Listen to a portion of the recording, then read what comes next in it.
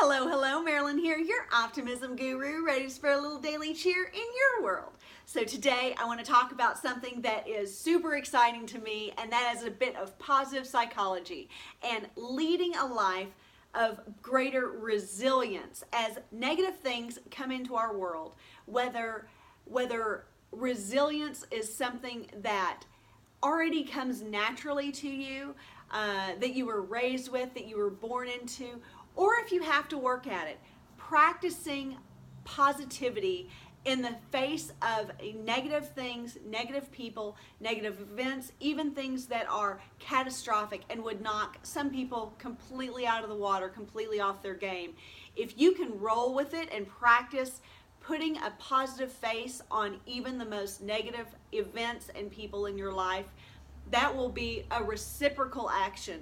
And as you practice and practice and practice that over the course of your life, you will have greater well-being because the negative occurrences start to deaden. So things that would be a 10 scale catastrophe for someone else might be a 7, might be a 5, might even be a 4 for you over the course of your life of practicing positivity and just seeing the bright side, seeing that even this negative thing isn't going to last forever. Even this negative person won't be right here angry forever. Even this trauma won't last forever, and we will heal from this.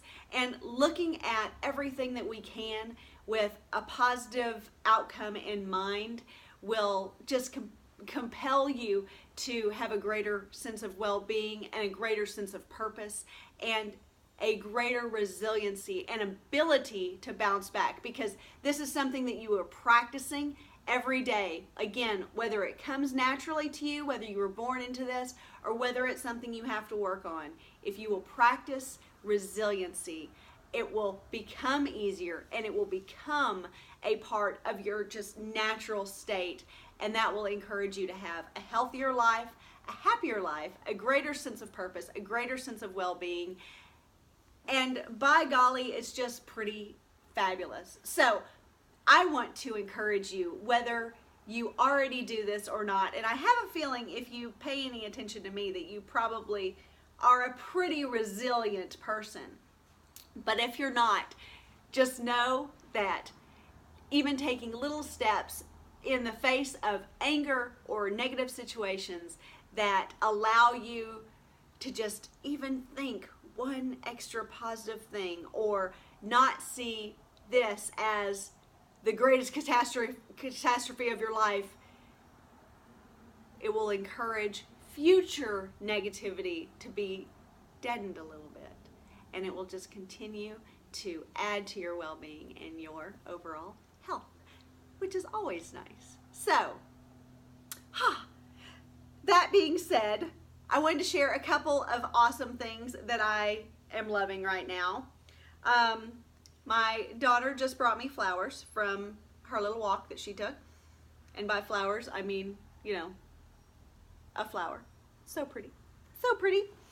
Forbes, my absolute favorite magazine. I just got the latest edition in the mail. I'm so excited because I love this magazine. I read it cover to cover. I know that everyone is in a digital world and a digital age, and there are just a couple of magazines that I just can't allow myself to go digital, and because I want to take this in the bathtub, I want to take it with me everywhere. I want to be able to have it. I want to be able to underline and cut out articles and go completely old school. So I still love old school paper Forbes magazine, and I encourage you, whether you are a business person, an entrepreneur, or not, there is so much inspiration in magazines like Forbes, Inc., Entrepreneur Magazine. I love Fortune Magazine. So many good ones. So many good ones. I'm going to create a whole list in the description box down below because there are just so many great print magazines still to choose from, and I want to encourage you to just continue to fuel your fire of creativity by actually looking through those. Instead of just searching things on your phone, don't even get me started. That's a whole other video about how we don't really retain all the stuff that even the great articles that we read on our phone, online, or on our computer screen. We just don't retain it the same as we do in print. Like I said, I'm not going to go there. Just know it's true. It's research backed, and it's true.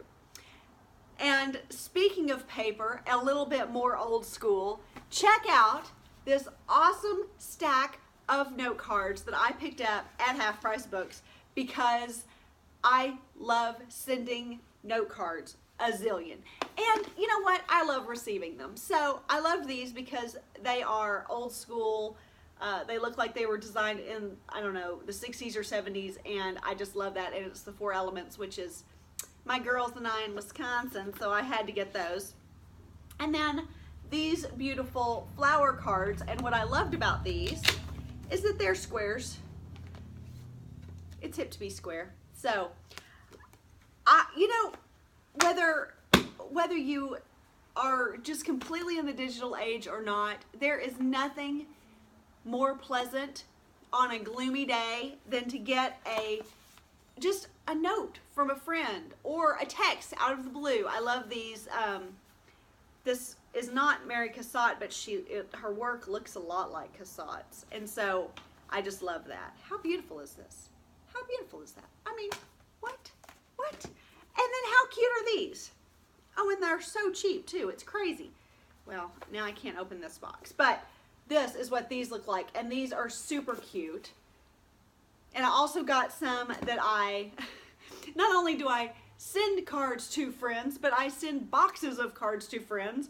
There were some that were in this same brand in the genre, and they were of the Eiffel Tower and all of these Paris things, which I have a girlfriend who is just texted that she is starting a PhD program, and I'm so excited and proud for her. And I had just picked up this box of note cards for her specifically, so it was just the perfect congratulatory gift to be able to send to her. So I was so excited to do that.